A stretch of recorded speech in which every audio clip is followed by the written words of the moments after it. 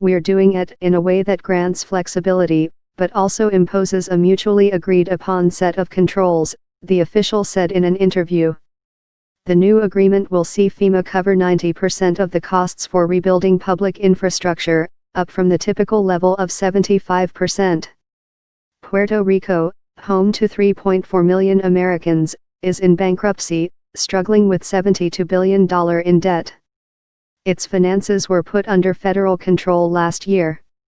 6 weeks after Hurricane Maria hit, only about 30% of Puerto Rico's power grid has been restored. Private sector estimates of total damage from Maria have ranged as high as $95 billion. The White House is expected to deliver a new request for disaster aid to the U.S. Congress in mid-November to help defray costs from Maria and 2 other major hurricanes, Harvey and Irma, as well as damage caused by wildfires in the western United States. It is not yet clear how big the federal tab for Puerto Rico will be. Obviously it's going to be a big dollar figure, the official said.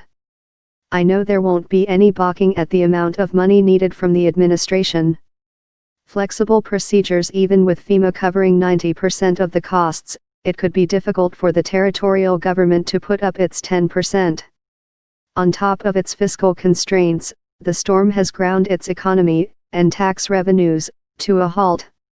We didn't want to create the precedent of giving 100% in the grant program and then disincentivizing good stewardship, the official said. The federal government will also use relatively new procedures created in 2013 after Hurricane Sandy, known as Section 428 in the Stafford Act, the law that provides for federal disaster aid. It's not been used on this scale before, the official said.